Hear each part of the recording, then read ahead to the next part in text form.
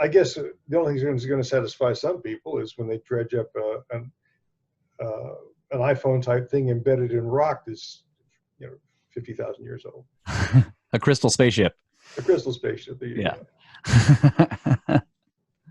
Playing devil's advocate again. If I'm a geologist and I'm listening to all this, and I'm saying, okay, you're taking a little bit of evidence here, a little bit of evidence there, and you're conflating this stuff. What's your argument against that? Well, I don't have an argument against that. All I can say is that I'm establishing a context in which we cannot rule out subsidence of the ocean floor, because that's ultimately what Plato's describing. He's describing islands in the mid-Atlantic, or at least west of the Pillars of Hercules, right? He doesn't specify how far, but we can come back to that. We can come back to that, and we can make some educated guesses. But in either case, he's very explicitly clear in the fact of the west of the Pillars of Hercules, which is what we now call the Straits of Gibraltar. Right, and I think you've read some of that to me in the past, and it goes on to mention that to talk about sea levels being lower and mud flats off the coast of Africa, that kind of thing. Is that not correct? Yeah, I mean, and we can read the relevant parts, and that's what I was saying. Right, we need to come back now to Plato, and because what we're doing here is we're going, what does Plato say? What does modern science say? Are these two things compatible, or are they mutually contradictory? Does the science contradict the specific details that Plato provides? And do we need to take Plato completely literally? No, I'm not saying we have to take everything he says literally. But what is appearing, though, is as we go into it, and we do take it, break it down by and Plato's not talking about spaceships when they talk about when he writes about these people that were mighty warriors that fought against the Greeks. He doesn't say they flew F-16s. No. He doesn't say they came in crystal spaceships. He just said they were mighty warriors and seafarers and seafarers. Yes, what he is describing is a sophisticated maritime civilization centered on an island or several islands in the Atlantic Ocean west of the Pillars of Hercules. That's what he's describing. Right, and this goes to your comments about how advanced is advanced. Exactly. Is it we're not talking about again crystal spaceships. We're talking about people who sail. We're talking about people advanced enough that they have clearly navigational skills. Advanced navigation skills. Yes, which presumes a knowledge of astronomy, or at least enough astronomy that you can navigate. And then some degree of higher mathematics. Yeah. Some degree, yes. Yes, some degree. I would agree with that. Right. But no, we don't need at any point, we don't need aliens. We don't need, flying, crystal spaceships or anything. We don't need any of that. Now, that may be interesting to look into itself, because there is, some tantalizing, suggestive stuff about sophisticated technologies, but that's really a different question. And what's deficient there is really the hard evidence. The Vedas may talk about the Vimana, the flying machine. Well, I don't know. I don't know. I don't have any hard evidence for or against, but I'm open-minded enough to say, well, I would consider that if, can we make an argument based upon some kind of an evidentiary argument? Right. But right now, just looking at the evidence that you've got.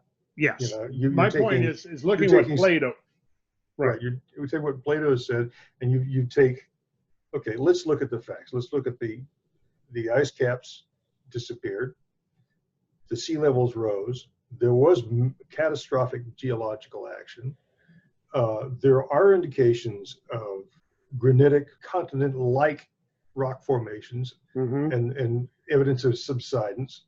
Yeah, that's all I'm trying to do at this point. I'm not actually making an argument for the existence of Atlantis, but I'm asking the question, when we look at Plato's relatively detailed account that he provides, he gives very specific information on the geology, on the oceanography, on the geography of it.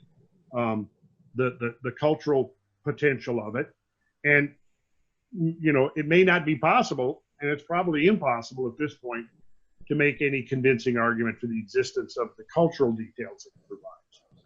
But step number one is to show that these notions that were put out there back in the late 70s, that this is geologically untenable.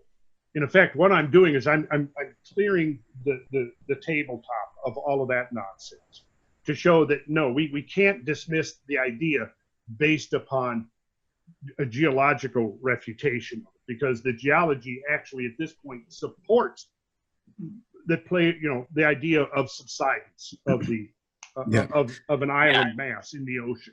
Well, he's dispelling the debunking, basically, is what he's doing. I'm debunking the debunking. Yeah. We started with Plato, and then he went to Ignatius Donnelly, and then there was the response that we went through where they said, well, we can get rid that geologically this is crap, so we can get rid of everything he said. And what Randall's been doing is showing that actually was totally wrong. Yeah. So we haven't gotten any farther than that yet. It looks like what you were saying before, you compare what Plato said to the science of today, and can you make, is there anything that rules it out?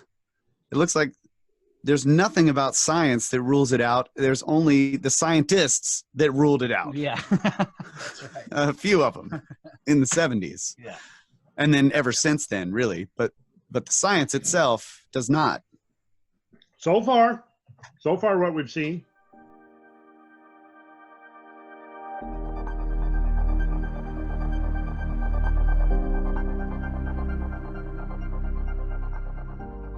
In the 1970s, a number of geologists set out to examine the plausibility of an Atlantic location for Atlantis and concluded that there was no evidence for any sizable sunken landmass that could ever have satisfied Plato's criteria, and therefore dismissed his account as mere fable, or perhaps a political allegory, but not a real place. In the aftermath of this declaration of implausibility for a mid-Atlantic location by scientific authorities, most researchers then looked elsewhere, finding similarities in literally dozens of other locations, as I explained, but only after abandoning or altering Plato's precise description and details.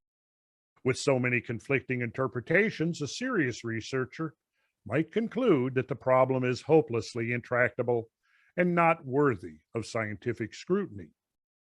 On the other hand, I would suggest that the scientific dismissal of a mid-Atlantic location was premature, and the subsequent tangents embarked upon by researchers only muddied the waters and threw the quest for Atlantis, if it existed, off track. I am arguing that it is time to go back to the source and examine to what extent Plato's precise details might be supported or refuted by modern scientific knowledge. I have covered much of this material in my Kosmographia podcasts, but there is more to be said. And the goal with this live stream is to provide a succinct and condensed interpretation of Plato's remarkable story in the light of modern scientific knowledge, and perhaps to lay the groundwork for an upcoming expedition